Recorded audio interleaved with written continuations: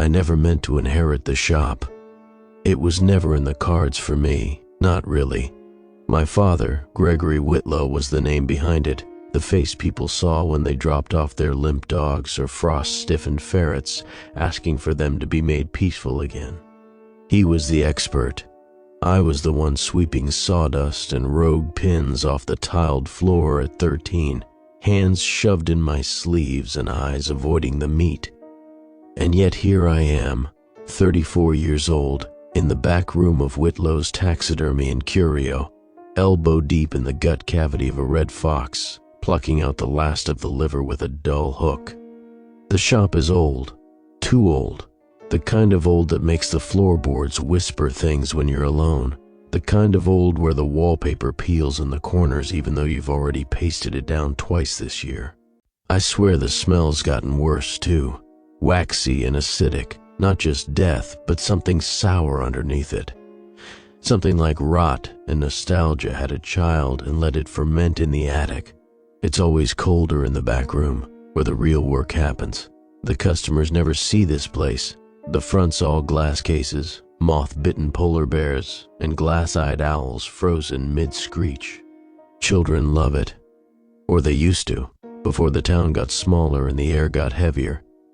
I only reopened the shop because of the will. My father died last November. A heart attack, they said, though I always thought his heart was too shriveled to stop properly. He was found at his workstation, slumped over a badger with one eye sewn shut and the other still in the jar. He left me everything, the building, the books, his journal, and the rules. They weren't part of the will. They weren't even addressed to me. I found them 2 weeks into cleaning out his office, folded in between the pages of an old anatomy guide. The paper was stiff and browned at the edges, but the handwriting was unmistakably his, tight, neat cursive with those little stabbing flourishes he always made on his lowercase t's. There were 6 rules, no introduction, no explanations, just a title, shop conduct after hours, and a list. I didn't take them seriously at first. I thought they were some old ritual from his more superstitious years, like the rabbit skulls he used to bury under the porch or the salt rings he'd pour around the bear pelts. But then, I broke one, not on purpose. I didn't even know I'd done it until it was too late. The first night, I felt the presence. The second, I heard the scratching. By the third, something was breathing in the freezer. The rules became real after that, and they are as follows. Rule number 1. Never work on any specimen after midnight. No matter how fresh, no matter how urgent, leave the tools down and lock the workroom. Rule number 2. If the fox in the far left case ever shifts position, leave the building immediately. Do not speak. Do not look at it directly. Rule number 3.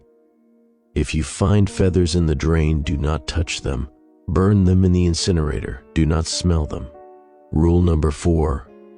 On the first Monday of the month, leave the workroom light on overnight, even if it buzzes, especially if it buzzes. Rule number 5. If you hear humming from inside the display cabinet, respond by tapping on the glass 3 times. Then turn your back. Rule number 6. Never accept specimens left at the back door, no matter who delivers them, no matter what they offer. I've kept the paper in my apron pocket ever since. It's folded soft now, the creases frayed from being opened and refolded dozens of times. I don't show it to anyone. Who would believe me anyway? This is not a story about ghosts. This is about rules, and what happens when you pretend they're just words on paper. I didn't encounter them in order. I didn't even realize Rule 3 had begun until I was already elbow deep in the drain, pulling up clumps of black sludge that hissed when it hit the air. I thought it was some kind of fungal backup, a dead bird maybe, but there were no bones, just feathers, long, fine feathers the color of rusted silver. I made the mistake of smelling them, but I'll get to that. This is how it starts. It started with the smell, not the usual kind either, not the kind I'd grown up around. The pickling stench of formaldehyde, the coppery rot of blood, the musty undertones of old fur and bone glue. This was something else. It was sharp, oily, almost sweet, like a plum left to rot in a sealed jar, then cracked open in the heat of summer. It seeped out of the floor drain by the wall, the one I usually poured bleach into every few days to keep the runoff from backing up. But no amount of bleach worked that morning. The stink clung to the air like invisible cobwebs. Every breath left a film in my mouth. I thought at first maybe something small had gotten into the trap, a rat maybe, or one of the pigeons that sometimes slipped through the vent. So I grabbed my gloves, a wrench, and a flashlight and got on my knees. The metal grill of the drain was stained black along the edges, darker than usual. As I pried it up, I heard the suction break with a wet, shivering pop. Then the smell hit full force. I gagged. Not dramatically, just a quiet, wrenching convulsion in my stomach. Something sour bubbled up the back of my throat. I pressed my sleeve to my mouth and aimed the flashlight inside. That's when I saw them. Feathers, not just one or two. A mass of them, tangled, twisted, wet with what I first thought was mold or sewage, but turned out to be something else entirely. They shimmered, not with color, there was none, but with texture, like oil on the surface of cold water. Fine, sleek barbs coated in iridescent slime. I didn't remember Rule 3 until I reached for them. Not even when I wrapped my fingers around the first tuft and pulled. Not when they came free with a low sucking resistance. Not even when I felt how warm they were, warm like something living, still breathing, buried just under the concrete. I remembered only when I brought them up to my nose. It was reflex, that was the worst part. I didn't think about it, I just did it.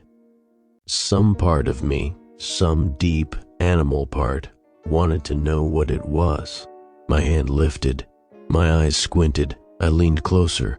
The scent was wrong, not foul, not anymore.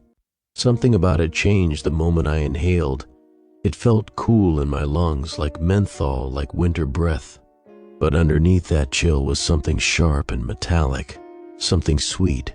It smelled like honey and rust. The second breath hit harder. My vision fuzzed around the edges, not blacking out, but shimmering, like heat off pavement. The drain beneath me expanded, the black ring widening into a gaping void. I could hear something, wings maybe, flapping deep below, but muffled like underwater percussion. And then, behind the sound, something else, a voice. No, not a voice, just the sensation of a voice. A wordless presence crawling inside my ears. It hissed like air leaking from a balloon. I dropped the feathers with a yelp and fell backward, knocking over the bucket behind me. Water sloshed across the tiles, the feathers remained dry. I didn't sleep that night. I sat on the cot in the upstairs storage room with a flashlight clenched in my fist, staring at the floor where I'd dumped the feathers, waiting for something to move. I didn't burn them, I don't know why. Maybe I thought they weren't real, maybe I was afraid they were. Either way, I left them there, and I dreamt of wings. The dreams came in flashes, slices of sky seen through lattice, shadowed trees, bleeding starlight. I was flying, or something was. Not like a bird, not soaring. It was slower, more deliberate, like gliding without momentum or swimming through the air. And below me, always below, there was a house. Not my house, older. The paint was peeling and the porch sagged, and the windows had no glass. Something inside it watched me. I couldn't see it, but I knew it watched me. And in the dream, I knew it was waiting. Each night, the dream returned. Each morning, the feathers multiplied. At first, it was just the pile by the drain, then a few on the counter, then more. Under the sink, in the cabinet with the brushes, even tucked into the folds of my apron. Always the same, slick with oil, still warm. I tried burning them on the third day. I loaded the incinerator, the same one my father used to dispose of hides too far gone to mount, and dumped in the entire pile. The heat roared to life. I stood back, waiting for the smell of scorched feathers, for smoke. Nothing burned. The flames curled around them. The feathers hissed almost like they laughed, but they did not blacken. They did not ignite. They did not melt. I opened the incinerator. They were gone. But that night, I woke up with one in my mouth. I stopped sleeping, not because I wanted to be brave, but because I was scared to close my eyes.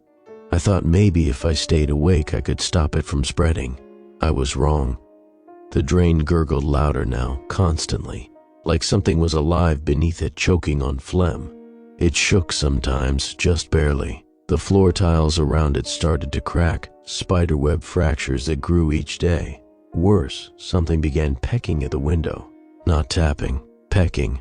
It started just before dawn each morning, sharp, measured raps against the high glass. I covered it with cardboard. The sound continued. I blocked the window with a shelf. The sound got louder. Sometimes it paused, then came again from a different wall. There were no windows on that side. I thought I'd go insane before the end of the week. And then, 7 days after I touched the feathers, I found the thing in the freezer. It wasn't a bird, not entirely. At first I thought it was a specimen I'd forgotten, a large heron or maybe a hawk, preserved in a sheet-draped cage near the meat locker. But as I pulled the tarp off, the truth revealed itself in pieces, inch by inch, stitch by stitch. Its head was wrong, too large, elongated like a vulture's, but smooth-skinned. No beak, just a gaping mouth filled with teeth, not serrated but human. Its eyes were sealed shut with wire, and beneath the feathers, damp, rust-colored glistening, something moved. Not breathing, squirming. Its chest pulsed like something inside was still trying to escape. I slammed the door. I didn't scream. I didn't run. I grabbed the rule list from my apron and stared at Rule 3 again and again until the paper blurred. If you find feathers in the drain, do not touch them. Burn them in the incinerator. Do not smell them. I had done all 3. I didn't open the freezer again for 3 days. I locked it. Not just the built-in latch, actually locked it. I found an old chain in the storage room, wrapped it around the handles 3 times and padlocked it shut. Then I stacked a shelf in front of it for good measure, filled with old taxidermy manuals and a jar of yellowing marbles. I told myself I'd hallucinated the whole thing, that maybe I was sleep-deprived, overworked. Maybe I wanted to see something strange in the freezer, wanted some break in the monotony of skinning squirrels and wire-mounting dead cats. But even lies lose power when something keeps tapping from inside the freezer, soft at first, faint, like thawing ice shifting against plastic. But as the week dragged on and the feathers kept appearing, nestled in my coffee mug, in the folds of the drying racks, even on my pillow upstairs, the tapping became rhythmic. Knocks, 3 of them, then silence, then again, knock, knock, knock. I stopped eating on the 9th day. Everything tasted like copper, even water. My gums were swollen and my tongue felt too large for my mouth. I bled from my nose twice, thin black rivulets that I wiped onto paper towels and flushed, ashamed for no reason I could name. The dreams worsened too. They weren't flights anymore. I wasn't gliding above the house. I was in it. Standing on floorboards that groaned with every step, staring at walls that blinked when I looked too long. The house felt alive and lonely, and in the corner of every room, just barely visible if I turned too fast, was a thing with feathers, not a bird, not a woman, something in between. She whispered things I couldn't hear. Her mouth didn't move. Her head tilted at odd angles like she was listening for something just behind me. I started waking up with scratches on my arms. On the 10th day, I found the first egg. It was under the display table. A single perfect egg, roughly the size of a chicken's, but smooth and dark as obsidian. When I touched it, it pulsed. I screamed then, truly screamed, and hurled it into the incinerator. This time, the fire reacted. It roared. A column of oily black smoke burst upward and left a sizzling sound in my ears like a high-pitched scream muffled through water. The egg didn't burn. When the smoke cleared, it was gone. I didn't find another for 2 days, but I knew I would. By now, the drain had cracked completely open. I'd tried sealing it. I poured concrete mix into the hole, I stuffed it with towels, I laid a heavy metal plate over it and bolted it to the floor. But the next morning, the plate was warped, the towels shredded, and the hole somehow wider. I saw things in the black now, not clearly, not full figures, but shapes, slender, feathered, slithering without noise. Sometimes I thought I saw eyes, glinting red in the dark, blinking in rhythm with the humming that now filled the shop after dusk. Because yes, it had started humming. A low, droning note, like the sound a dying fridge might make, stretched out and slowed down until it became a vibration in your bones. It came from nowhere and everywhere at once. The walls, the floors, the jars of glass eyes, all of it thrummed in time, and the freezer knocked. Knock, knock, knock. I snapped on the 15th day. I don't remember what triggered it.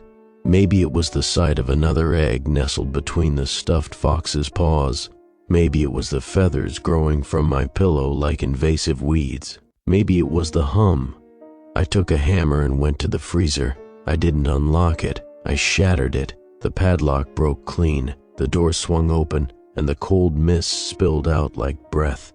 Inside, curled like a fetus, head pressed to its knees, was the feathered creature. It looked up at me. Its eyes were open now, pale and glassy like milk, and its face. It was mine. No, not quite. It had my features, but softened, smoothed, the face of a dream version of me, a version stripped of scars and memory, lips slightly parted like it had just learned how to breathe. It reached out, not with malice, with recognition, like it knew me. I slammed the door shut and collapsed on the floor, shaking. That was when I saw the feathers, dozens, hundreds, spilling out of the drain in slow waves like a rising tide. They glistened in the dim light. They writhed. I ran. I didn't lock up. I didn't grab my keys. I left the shop door wide open behind me and sprinted into the night, into the woods behind the shop where no lights reached. I ran until I collapsed. When I woke up, it was dawn. My hands were bleeding, my clothes torn, and in the dirt beside me, another egg. I didn't go back to the shop right away. I spent the next day holed up in the diner bathroom near Main Street, hunched on the toilet seat with my knees against my chest, staring at the stall door like something might open it from the other side. Every time I blinked, I saw feathers behind my eyes. Every time someone flushed, I thought I heard wings. I must have looked feral, blood on my fingers, hair tangled, coat damp and stuck to my skin like another layer of rot. The waitress knocked twice, asked if I was okay, then walked off without waiting for an answer. I couldn't go home. I couldn't, because it wasn't just feathers now. The humming followed me, even in the diner, especially in the diner. It started as a buzz in the floor tiles, a hum in the light fixtures, and then, in the mirror above the sink, I saw them, feathers fluttering at the edge of my reflection.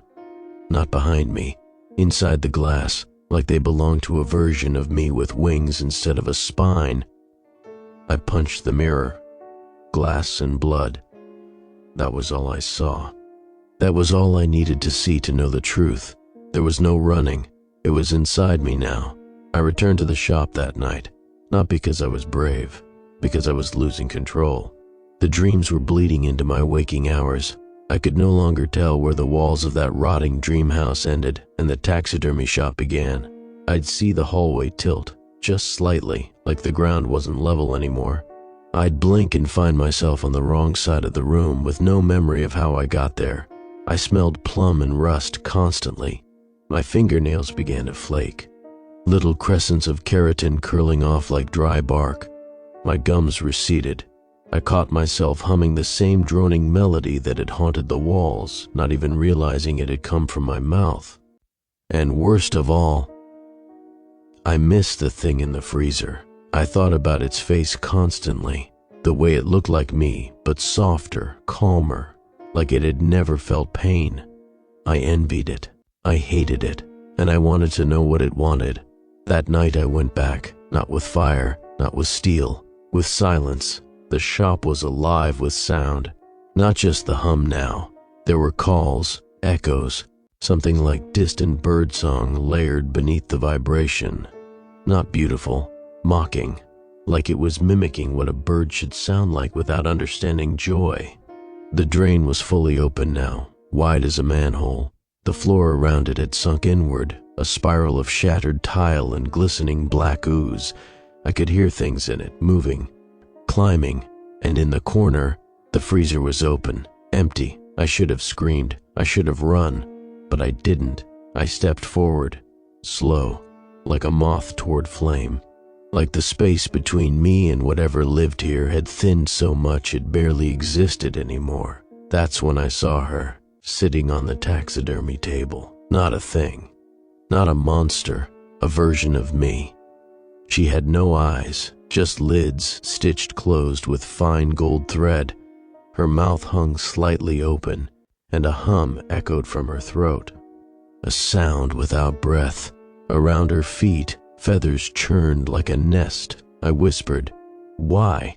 Her head tilted. The stitches split, leaking black fluid like ink. She raised one hand. A feather dropped from between her fingers, floating down. I caught it. It was warm. As soon as I touched it, really felt it, I saw everything.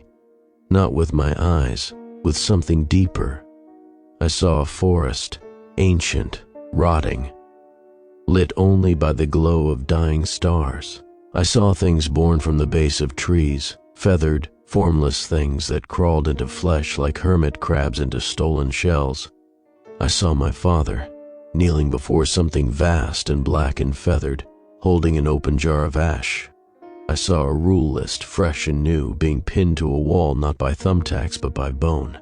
I saw myself, the real me, curled in a ball beneath the floorboards, still screaming in a voice that no longer echoed in the physical world.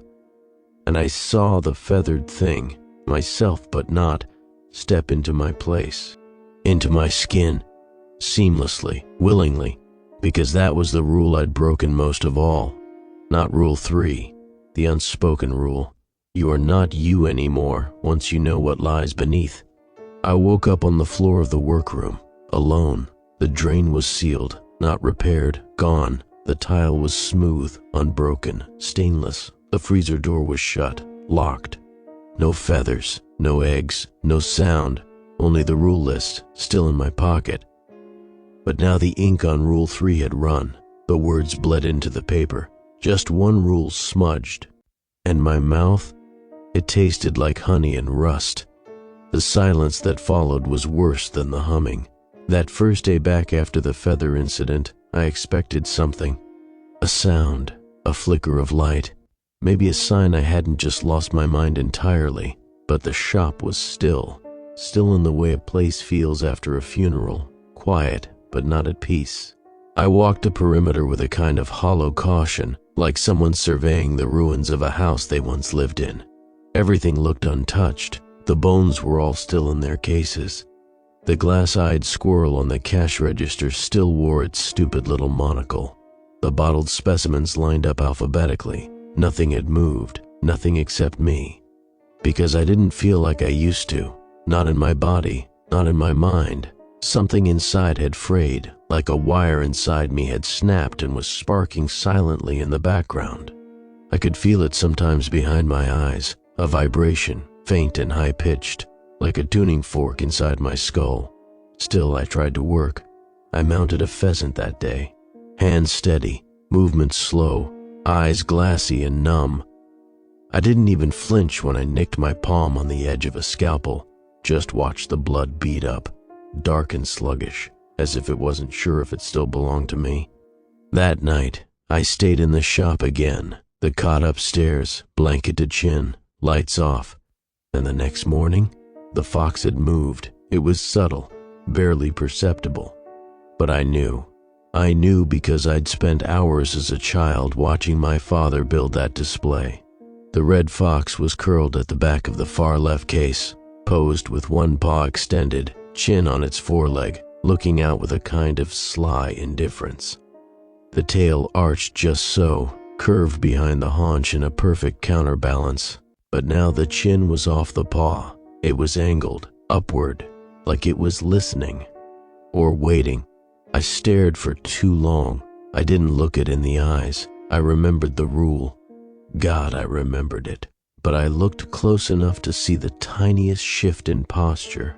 The ears weren't just upright anymore. They were alert, strained, like it was hearing something I couldn't. The plaque under the glass still read, Red Fox, Volps Volps, mounted 1983 by Gregory Whitlow. But it may as well have read, this is where it begins again. I should have left. That's what the rule said. Leave the building immediately. Simple, no wiggle room. But I didn't, because I had convinced myself, despite everything, that what I saw was minor, that I'd imagined it, that maybe the base had shifted from the humidity or the glass was warped. I had to believe that, because I had nowhere else to go. I stayed, and that night, the eyes were wet. It happened while I was brushing my teeth. I glanced into the dark workroom, just a flicker, just a habit, and saw a glint from the Fox's case. A subtle sheen that hadn't been there before. At first I thought it was condensation on the glass, but then I got closer and saw it was inside. The Fox's eyes, glass of course hand-fitted by my father, sealed with resin, were fogged. Not with age, with moisture, like they were real, like they were alive, like they had wept. The next 2 days blurred. I tried to keep moving, mounting, cleaning, pretending the work was normal. But the shop was changing, not quickly, not drastically, but the angles were wrong now. The corners seemed sharper, the shelves taller. The spaces between things just slightly wider, like the shop was subtly expanding in all directions when I wasn't looking. The clock slowed, literally. I watched the second hand on the wall stutter sometimes, or skip backward, and the Fox moved again. This time, its tail pointed forward. It wasn't curled behind its body anymore. It stretched toward the glass, as if it had lifted slightly, as if it had tensed. That was the day I stopped pretending. I covered the case with a sheet, I backed away, and I stopped sleeping. By night 5, I was hallucinating again. Or I think I was. I'd catch glimpses of fur in the corner of my eye. Not full body, just flashes, like something darting behind a shelf. I'd hear claws on wood, quiet and irregular. The glass case would be fogged again each morning, but the rest of the room was untouched. Then the mirrors started acting strange. I'd look in the one above the work sink and see the shop behind me. Only not exactly. The cases were empty in the reflection, all of them, and when I turned around, they weren't. On night 7, the sheet was gone. I hadn't removed it. I hadn't even touched the case since I'd covered it. But it was gone, folded neatly at my workstation, with a feather resting on top, a red feather, fox fur. I stepped back. I backed into the wall and slid down to the floor, hands shaking, and then the lights flickered. Not all of them, just the ones above the far left case. Flicker, flicker, off. I didn't want to look, but I did. I didn't look into the Fox's eyes. I swear I didn't. But I saw enough. I saw that it was standing now. Not fully, but half risen on stiff legs. One paw braced against the glass, the mouth slightly open, bearing yellow, human-like teeth that had never been part of the mount. Something inside the case moved behind it. Something larger. I backed away. I reached for the door. But it was locked, dead-bolted, and I never locked that door. I turned back. The glass was cracked. A single line, spider-webbing out from the paw. What came next didn't feel like time. It felt like compression. A squeezing of reality inward. The lights dimmed to a pulsing red. The mounted animals in the other cases turned slightly, just enough to face the Fox. The hum was back now, but not from the walls, from inside me. And the Fox, it moved. The paw twitched, the head cocked, the eyes flicked toward me.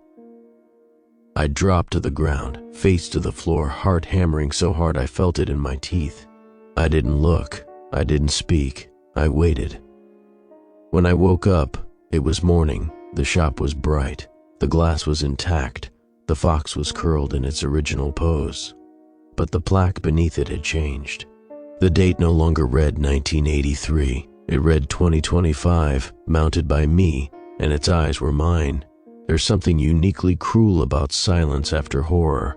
Not the calm before the storm kind, not the dreadful hush of anticipation. I mean the silence that lingers afterward, after the screaming stops, after the blood dries, after the thing has folded back into its hiding place.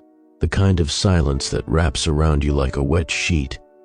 That silence had settled over the shop after the fox. I didn't touch that case again, didn't dust it, didn't clean the glass. I moved a potted fern in front of it and avoided that corner like a wounded animal limping around its predator. The plaque still read 2025. The eyes were still mine. I didn't look into them again. I thought about leaving, just walking out, letting the place rot. But there was nowhere to go. The idea of stepping back into the world felt wrong now, like I had brought something with me, something no one else could see but everyone else would smell on me. Like rust, like plum. So I stayed, not because I was brave, but because the shop knew me now. And I think part of me was beginning to recognize it in return. The first knock at the back door came 3 nights after the fox incident. It was nearly midnight. I was sitting in the dark upstairs with a mug of cold tea, staring at the pattern of light bleeding through the floorboards. The knock wasn't loud, it wasn't hurried, just 3 slow thuds, then silence. I waited, nothing. I crept downstairs. My feet knew better than to step too loudly. I hadn't turned on the lights. I don't remember if that was caution or instinct. Maybe both. At the back door, an envelope, tucked neatly between the bottom step and the door frame, like a letter slid from a dream. It had my name on it. No stamp, no return address, just my name, scrawled in handwriting I recognized immediately. My own. Inside the envelope, a Polaroid photo. A man, middle-aged, grinning wide, too wide, head tilted just slightly askew, like his neck had been broken and rearranged with clumsy fingers. He stood in front of a butchered deer, half-skinned, eyes still alive. And written beneath the photo, in red marker, "She asked for you. She's waiting by the freezer." That was all, nothing else. I burned it in the sink. The second knock came the next night. No envelope this time, just a box, small, about the size of a shoebox, covered in duct tape and twine. The twine was soaked dark at the base. I didn't open it. I left it on the back steps and went to bed. When I woke up the next morning, it was in the workroom, sitting on my desk. I didn't scream. Something in me had gone too quiet for that now. I stared at the box for a long time. I didn't touch it. I didn't move. Just stood there with a scalpel still in my hand from the night before, wondering if it would bleed if I cut it open. But I didn't. I walked out, locked the front door, took a long walk around town with the wind stinging my ears. When I came back, the box was gone, not moved, not hidden, gone. But a feather had been placed on my stool, not fox, not bird, something gray-green, oily, reptilian. I tried to reinforce the back door that night, hammered a few boards across it, moved a metal filing cabinet in front of it. I poured salt across the threshold, even though I hated myself for it, even though that felt like pretending to believe in the wrong things again. I sat up all night. The knock came at 2:11 a.m. Not 3 knocks this time, just 1, and then a voice, small, familiar, feminine. "It's me, sweetie. It's Mom. Open up, will you?" I froze. Every muscle locked. My mouth opened, but nothing came out. My mom had been dead for 10 years, but I recognized the voice, every inflection, every sigh, every soft curl of the S in sweetie. My legs moved on their own, toward the door. I got as far as the cabinet. Then I remembered the rule. Never accept specimens left at the back door, no matter who delivers them, no matter what they offer. Not even her, especially not her. I dropped to my knees and pressed my hands over my ears. Hard enough to pop something inside. The voice grew louder. "Please, I don't have much time. I brought your father's hands, just like he asked. You'll need them. For the last one. I bit down on my sleeve, harder. The door handle rattled, not violently, just enough to suggest it wasn't a door anymore. It was an invitation. And I had never declined an invitation from my mother before.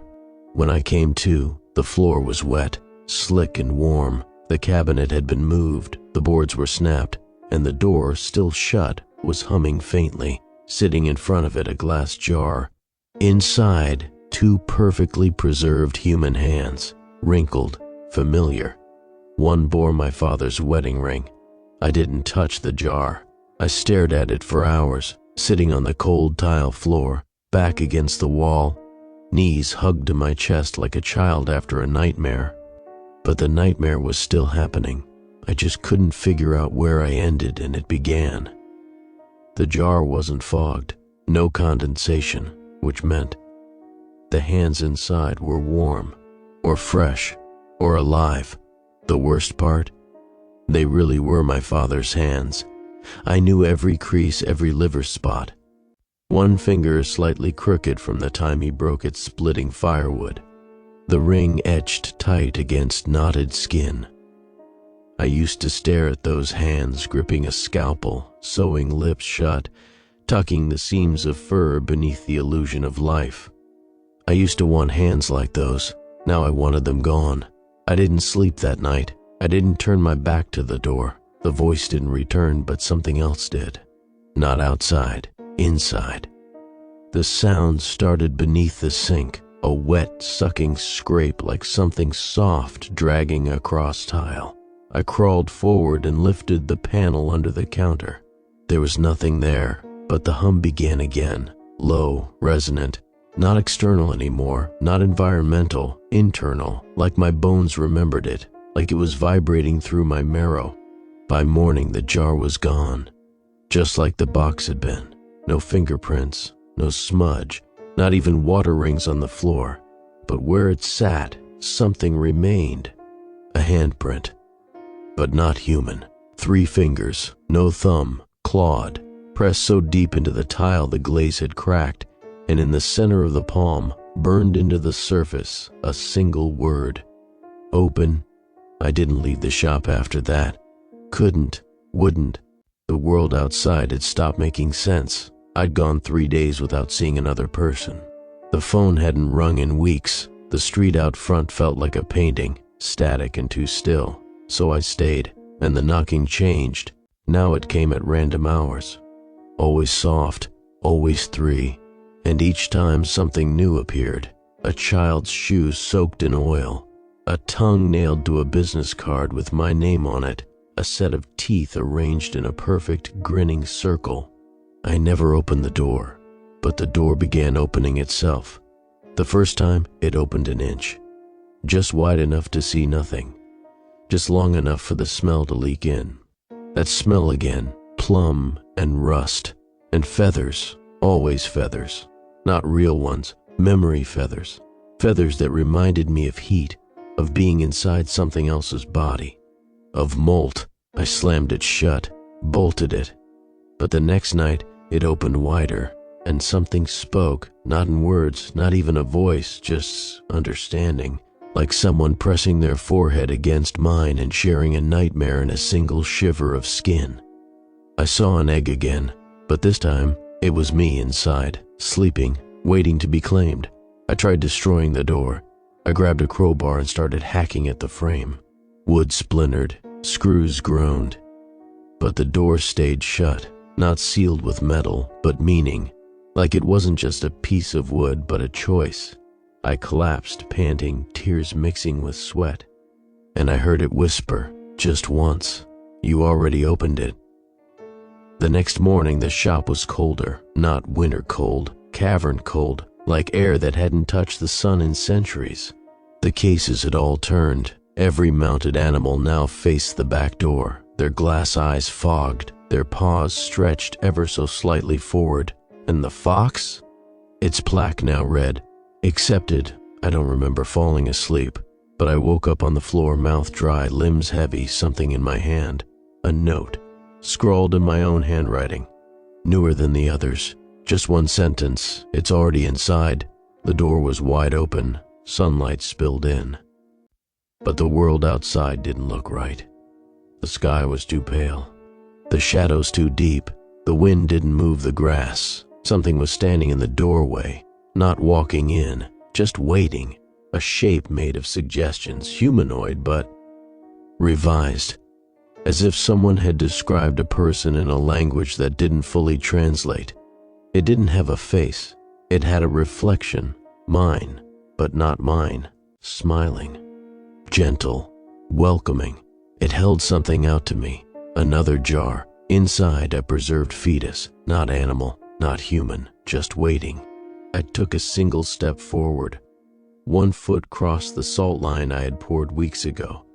My body screamed, my mind whispered, but the rules said, never accept specimens left at the back door, no matter who delivers them, no matter what they offer. And I didn't. I slammed the door, hard enough to splinter the frame, hard enough to scream no into the quiet, and I braced myself. Nothing happened, no noise, no scream, no wrath, just silence. But when I turned around, all the cases were empty, every mount, every jar, every eye, gone, except the fox, still in the far left case, still watching. And this time, I looked straight into its eyes, and I smiled. I stopped keeping track of time after the door, not out of carelessness, out of survival. Time had stopped behaving the way it should. The clocks would skip, stutter, double back. 1 minute I'd be pinning the ear of a bobcat, the next, the sun was rising through the skylight and the whole shop had shifted just slightly to the left. Sometimes I'd blink and be in a different room entirely, hands damp, not knowing what I'd just finished. So I stopped trying. I covered the clocks. I let the calendar hang blank. It felt easier that way, as if pretending time was fluid meant it couldn't hurt me anymore. But the rules still remembered the days, and I'd forgotten it was Monday. The light above the workroom table had buzzed all day, a low, static hum, no rhythm, no flicker, just an angry pressure in the air like a wasp nest sealed inside the glass fixture. I hadn't looked up. I didn't want to acknowledge it. I thought it would stop if I ignored it long enough. It didn't. By evening, it buzzed louder than the incinerator's fan. By midnight, it had a pulse. I could feel it in my teeth, and still, I turned it off. I flicked the switch like I always did, and the buzzing cut out like a throat slit mid-word. The silence that followed was almost soothing. I stood in the doorway for a while afterward, watching the room settle. I told myself the quiet meant it was over, that the rule had been nothing but leftover superstition from my father, that I was the one in control again. I went upstairs. I didn't even make it to the cot. The light clicked back on behind me. At first, I didn't understand what I'd heard. It was faint, just a soft click like a switch thrown by tired fingers. Then the buzz began again, louder than before, lower, more like a voice now, pitched just below the level of meaning. I stood on the stairs and watched the glow bleed out from under the door like fluid. Not white, but yellow, dull and oily, like the kind of light found in a fever dream. The edges of the shadows bent wrong, like the light was shining from the corners of the room, not the ceiling. I told myself not to go down. The rules weren't a test, they were warnings, but I did. I opened the door, and the workroom had changed.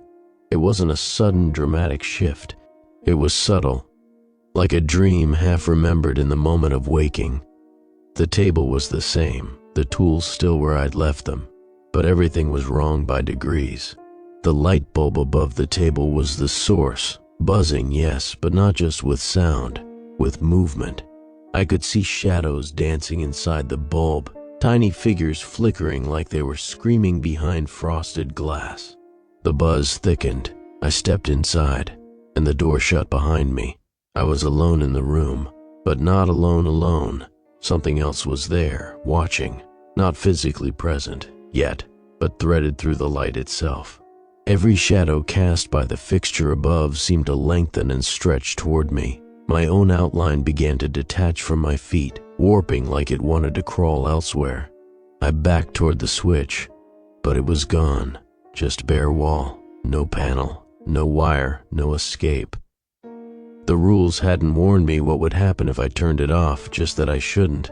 So now that it was on again, on the wrong day in the wrong way, I didn't know what to do. So I waited. I sat at the workstation, hands in my lap, watching the light. And that's when I saw the bulb flicker. Not a normal flicker, but an image. A face, pressed against the glass from the inside, mouth open, screaming silently. A face I knew. Mine, but from years ago. I saw the scar on the chin I hadn't gotten yet. I saw the fear in its eyes that I hadn't felt in months. And then the bulb blinked again. Another face, older, wrinkled, eyes burned out, still me. The light wasn't just buzzing, it was remembering. It began to show them in sequence. All the versions of me that had existed. Every day I'd failed to forget. Every wound I'd swallowed. Every instance of choosing silence instead of action. One after another, flickering like slideshows burned into glass. Then it started showing me others. My father, my mother, a boy I hadn't seen since the 3rd grade, Peter Alcott, the one who drowned in the quarry. He was smiling, hair full of algae, eyes black as sockets. All of them buzzing behind the bulb, pressing closer. I stood. I turned toward the door, and this time, there was no door, just more walls, seamless, lit from above.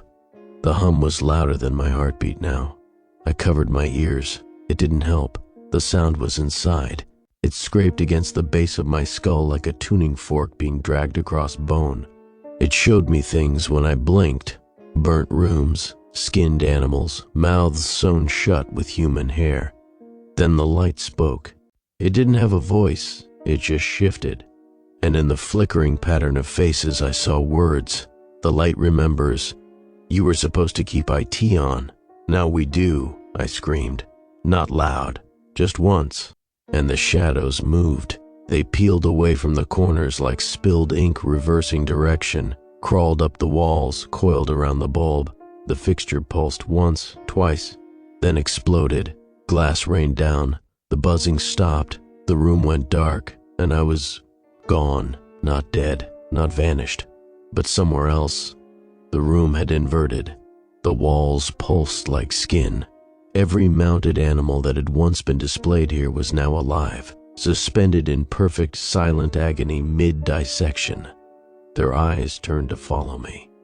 Their mouths stretched open, not in screams but in imitation of them. And I was on the table, not restrained, just accepted, like I'd been here all along, like the light had never left me. When I woke, it was Tuesday. The light was off, the room was clean. But something remained, the switch. It was back, but beneath it, someone had scratched words into the plaster. Next month, don't forget. If it buzzes, let it. We're not done showing you. Just when I thought things couldn't get any worse, the cabinet humming started from the display cabinet. The hum didn't start loud. It never does. That's the danger of it. It seeps in quietly, like water under a door, easy to ignore, easier still to justify. At first I thought it was the pipes again, or the buzzing from the ruined light fixture upstairs echoing down the stairwell. But when I turned off everything, breaker, fuses, gas valve, even the wall clocks, the sound remained. Soft, innocent, like someone humming to themselves while cleaning, only I hadn't sung to myself in years, and I was very much alone. The display cabinet was never supposed to make sound. It was old, built by hand, thick glass front, oak frame, brass latch. Inside were the oldest specimens, glass eyes, teeth molds, a raccoon's skull with tiny stitching still visible along the snout.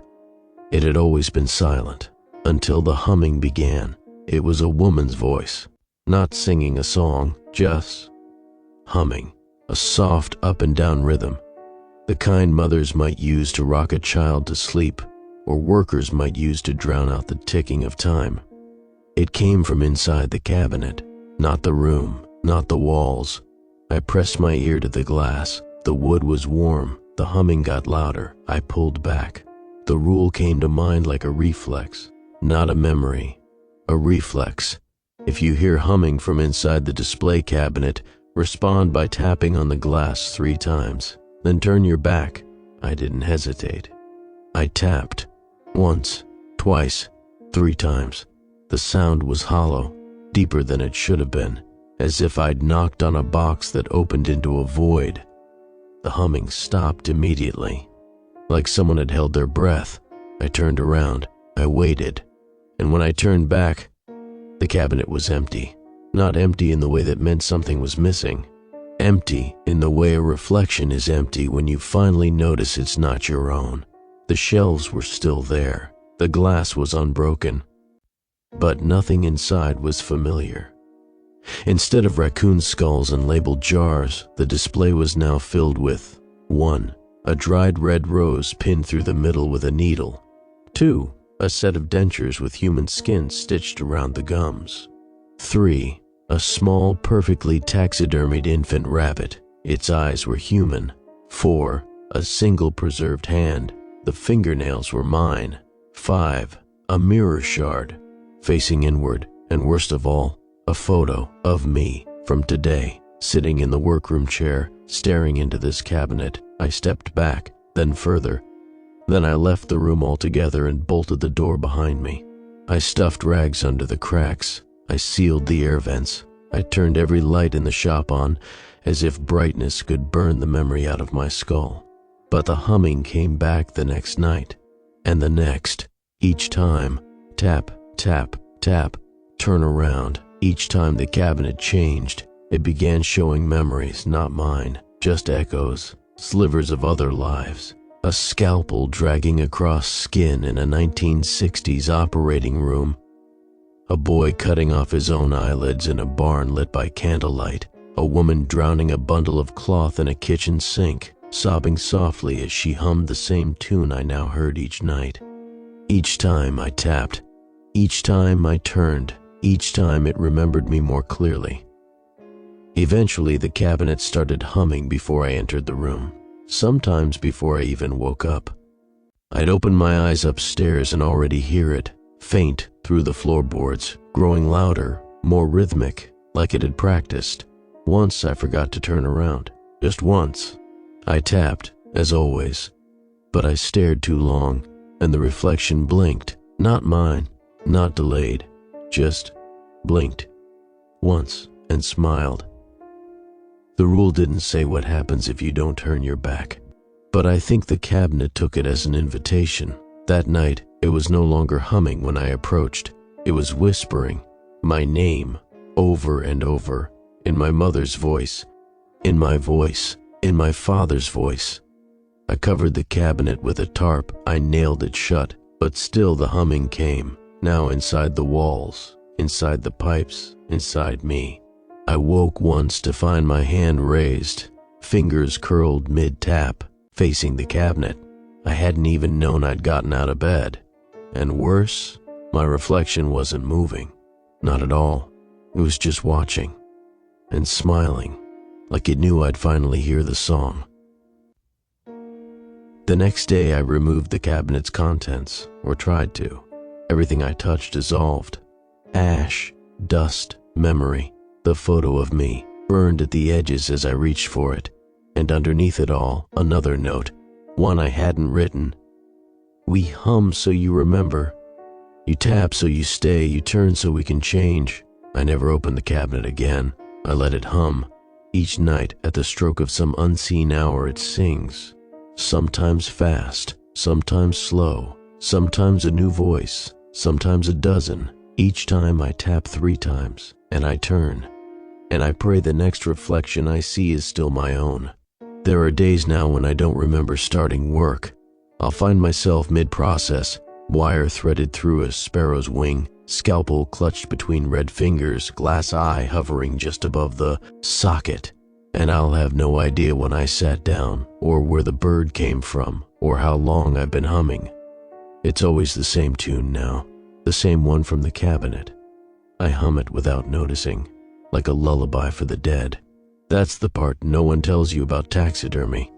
It isn't about skill, it's about stillness. Stillness in the hands, stillness in the heart. You must become quieter than the body in front of you. You must become less alive than what you work on. Only then will the dead listen. I had forgotten Rule 1 until it was too late.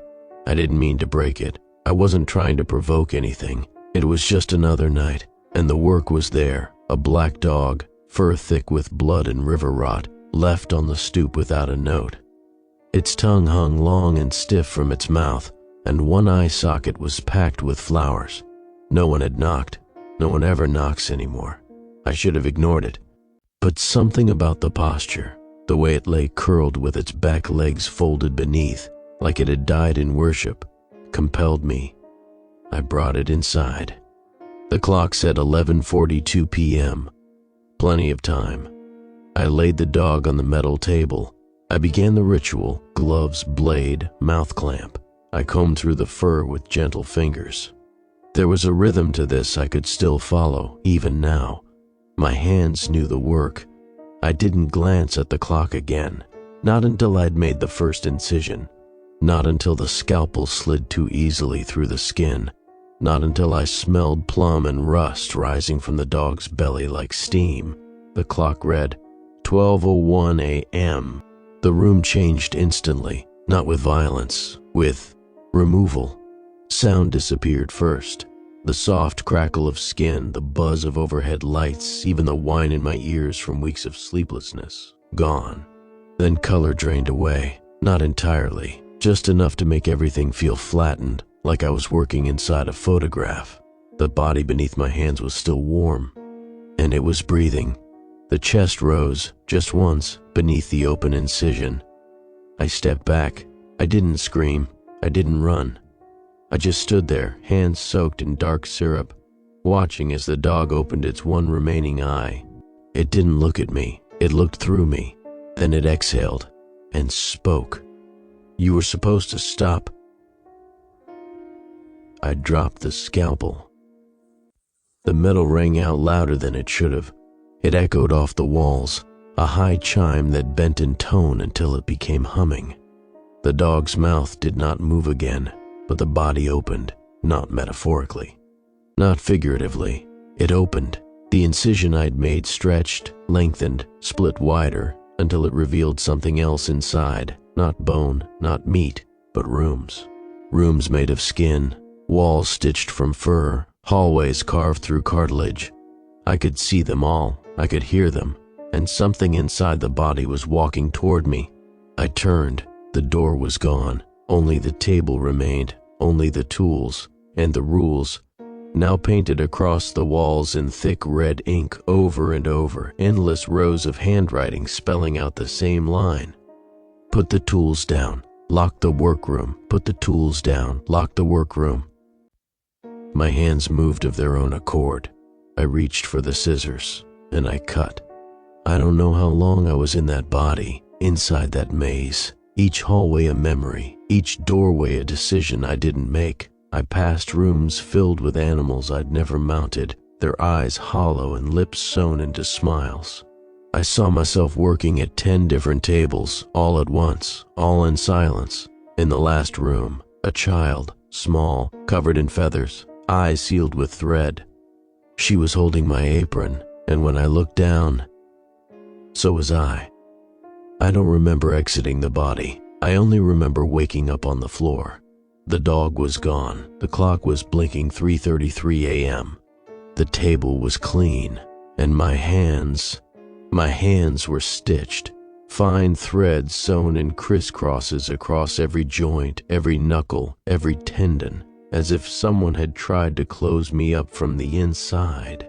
I couldn't move them, not at first. But over the next hour, the stitches dissolved. They melted, absorbed, accepted. I have not worked after midnight again. I don't dare. The body left no trace. But sometimes, when I close my eyes, I can still feel the scalpel inside me, waiting for the next cut, waiting for me to forget again. I don't check the rule sheet anymore. There's no need. The paper is folded in the drawer beneath the sink, pressed flat between two cracked specimens and a photograph I can no longer bring myself to look at. The ink's nearly gone. It doesn't matter. I know every word, every stroke of my father's hand, every pause in the way the letters were written. The rules have stopped feeling like instructions. They feel like habits now, like breathing. The shop has been quiet lately, not in the way you'd expect. The silence here has never been the kind that comforts. It presses down on the skin, it hangs in the rafters. Even the hum, that constant low thrum I used to hear from the cabinets, the light bulb, the drain, even that has dulled. It's not gone, just waiting. Everything is waiting now. I don't think the shop is finished with me. I just think it's full.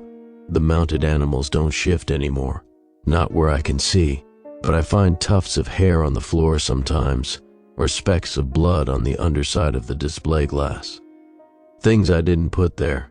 Once, I found muddy footprints leading from the back door to the far left case, child-sized, four-toed. I didn't clean them, I just stepped around them. It felt like the respectful thing to do. Most days I don't remember what I've worked on. I'll come to with a scalpel in my hand, a half-sewn owl or fox before me, the thread still fresh. The bodies are always cleaner than I remember, more precise. There's a steadiness in my work now that never belonged to me before. I don't ask whose hands are guiding mine. Some questions aren't meant to be spoken in this place. Some answers hum whether you want them or not. The freezer stays locked. I don't need to look inside anymore. The cabinet still hums each night at the same hour. I still tap 3 times. I still turn around. It still stops. The light above the workbench hasn't buzzed in weeks, but I leave it on anyway. I don't work past midnight, not even to clean. I don't touch the drain. And when I find feathers, because they still come, I burn them. I don't smell them, not anymore. The rules worked. They were never about fixing the shop. They were about surviving it. Sometimes when I wake up too early, I think I hear my father moving around the workroom. Boots on tile, brushes scraping bone, his breath fogging the freezer glass. But when I go downstairs, it's just me. And the fox. Always the fox. Its plaque still reads 2025. Its eyes are still mine. And most mornings, it's smiling just a little more than the day before. I don't think I'm afraid anymore. But that doesn't mean I'm free.